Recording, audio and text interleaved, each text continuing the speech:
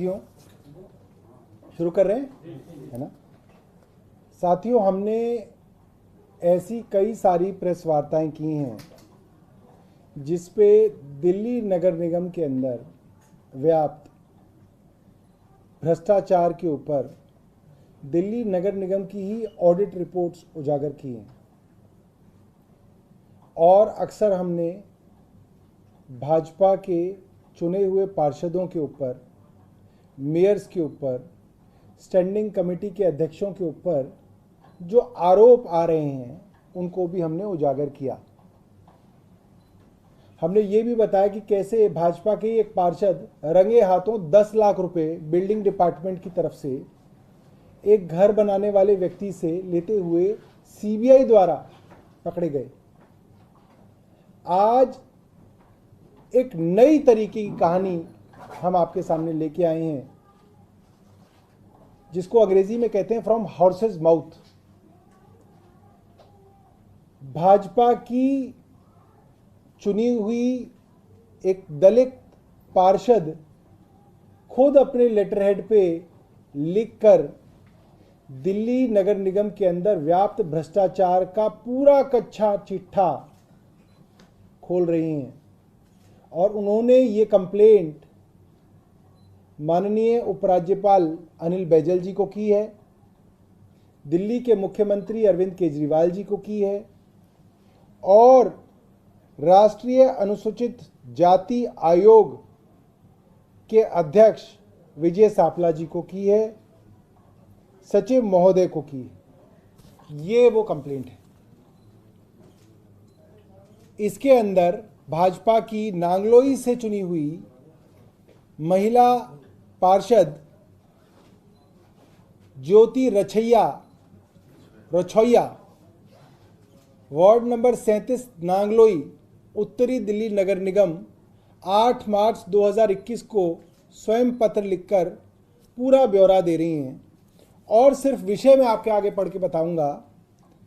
विषय उत्तर दिल्ली नगर निगम के महापौर श्री जयप्रकाश, स्थायी समिति के अध्यक्ष श्री छैल बिहारी गोस्वामी, निगम के नेता सदन श्री योगेश कुमार वर्मा, ध्यान रहे तीनों भाजपा के हैं, आयुक्त श्री ज्ञानेश भारती व निगम के अन्य उच्च अधिकारियों द्वारा, ध्यान दीजिएगा, भूमि माफियाओं के साथ मिलकर दलित वार्ड के विकास कार्यों को रोकने और प्रार्थी परिवार को झूठे मुकदमे में फंसाने एवं अवैध कार्यों को कराकर हमें अपमानित व प्रताड़ित करने और भ्रष्टाचार को बढ़ावा देने के खिलाफ शिकायत।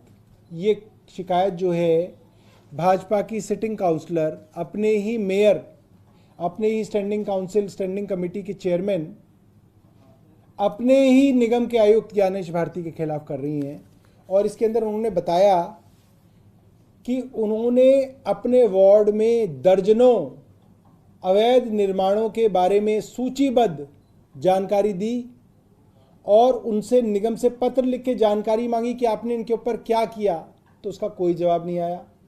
उनके यहाँ और अवैध कार्य हो रहे हैं, उसके लिए उन्होंने जानकारी मांगी, उसकी कोई जानकारी नहीं दी जा रही है।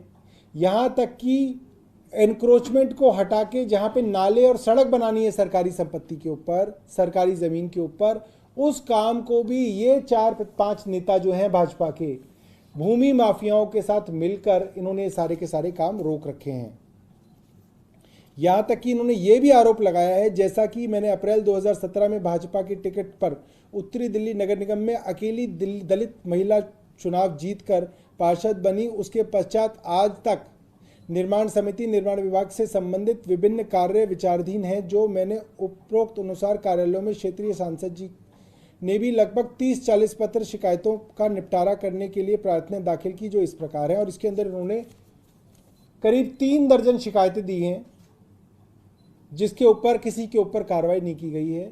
तो ये जो है लेटर है, ये हम लोग व्हाट्सएप के माध्यम से भी आपके साथ शेयर कर देंगे। जो हमारे मित्र जो हैं हार्ड कॉपी देखना चाहें तो वो हार्ड कॉपी भी देख सकते हैं। धन्यवाद, जय हिंद। ठीक है। और आज हमने जो है, ये प्रेस वार्ता का हिस्सा नहीं है, हमने विधायकों की सैलरी के बारे में जो है आज सदन में मामला उठाया। ये इस ऑफिशियल बाइट है जी चलो से पड़ा हुआ है, वी आर वेटिंग फॉर। अच्छा 2015 में आप लोगों हाँ। ने इतना बड़ा एक सेकंड खबर जो उसको बोल रहे हैं खास करके पॉइंट जो होता है इस पे बोलता पॉइंट आराम जब से से आप बोल तब से मैं दोस्तों, खबर है आज। हर आदमी जो समाज सेवा के उद्देश्य से पुलिस में नौकरी करता है, फौज में नौकरी करता है, सीआरपीएफ में नौकरी करता है, सीआईएसएफ में नौकरी करता है, डॉक्टर बनता है, आईएएस अधिकारी बनता है, जज बनता है, चीफ जस्टिस बनता है, प्रधानमंत्री बनता है, राष्ट्रपति बनता है, सब पदों पे एक सम्मान राशि उसको मिलती है जिससे वो सम्मानजनक तरीके से अपने परिवार का पालन पोषण कर सकता है। ये बहुत दुख की बात है कि दिल्ली विधानसभा के अंदर आज की तारीख में भी तनख्वाह इतनी कम है विधायकों की कि घर चलाना भी बहुत मुश्किल है। और मुझे लगता है कि कम तनख्वाहें रखकर एक समाज के बड़े हिस्से को हम विधानसभा से दूर रखने की एक साजिश भी करते हैं। एक मैसेज है समाज में कि विधानसभा के अंदर अगर आप विधायक हैं तो आपको तनख्वाह नहीं मिलेगी। तो आप या तो उस समाज के तबके से आते हो जहाँ पे आपके पास करोड़ों रुपए हैं, आपके पास लाखों रुपए कहीं से किराया आता है या लाखों रुपए आपका कहीं से धन अर्जित होता है, तो आप इसको जो है अपना सस्टेनेंस कर सकते हैं। और अगर नहीं आता तो आप ना विधायक बने ना पार्षद बने, क्योंकि पार्षद और विधायक जो है एक खास वर्ग के लोग ही बने। तो हमारा ये मानना है, और लंदन स्कूल ऑफ इकोनॉमिक्स के अंदर एक बाकायदा शोध हुआ है, एक पूरी की पूरी स्टडी है जो बताती है कि अगर आप अपने पॉलिटिशियंस को सही तनख्वाहें नहीं देते हैं तो आप एक बड़े वर्ग को विधानसभा और विधायिका से दूर भी रखते हैं और उसको गलत कामों की तरफ धकेलते भी हैं। तो आज हमने जो है विधानसभा के अंदर ये बात सदन में उठाई और अध्यक्ष जी को कहा कि पिछले 6 साल से विधायकों की तनख्वाह का मामला जो है दिल्ली के अंदर लंबित है, तो अध्यक्ष जी उसको देखें। और अध्यक्ष जी ने बताया है कि उसके अंदर जो है जल्द वो जो है सरकार के साथ बातचीत करेंगे। ऐसा एक प्रस्ताव पहले भी पास हुआ था लेकिन वो केंद्र के पास लंबित है। आपको लगता है कि आप लोग के इस प्रयास से केंद्र जी, एक ऐसा प्रस्ताव जो है पहले भी पास किया था, करीब मुझे लग रहा है 4 साल पहले, वो केंद्र सरकार को भेजा गया था और केंद्र ने उसके अंदर कुछ काट छाट करके उसको वापस भेजा है। उसके अंदर उन्होंने कुछ तनख्वाहों के अंदर कुछ तब्दीली की है। तो अब मुझे लगता है विधायकों का मानना है कि केंद्र की जो भी तब्दीलियां हैं उनके ऊपर विचार करके जो है उसको दोबारा से भेजा जाए। और अगर जो केंद्र अगर कम तनख्वाह देना चाहता है, हालांकि केंद्र द्वारा शासित राज्यों के अंदर हमसे 4-4 गुना ज़्यादा तनख्वाहें दी जा रही हैं, वो हरियाणा है, उत्तर प्रदेश है, बहुत सारे ऐसे प्रदेश हैं, कर्नाटका है, आंध्रा है, तेलंगाना है, जहाँ की सैलरीज हमसे 4 गुना से भी ज़्यादा हैं। मगर हमें लगता है कि जितना भी मिले कम से कम जो है उससे जो है, कई विधायक साथी हैं जिनके जो किराए के घर में रहते हैं और अन्य खर्चे होते हैं, ऑफिस का किराया होता है, बहुत सारी चीज़ें होती हैं, आने जाने का खर्चा होता है। तो ऐसा हो कि सम्मानजनक जो है ज़िंदगी जो है वो विधायक साथी भी बिना भ्रष्टाचार के बिता सकें।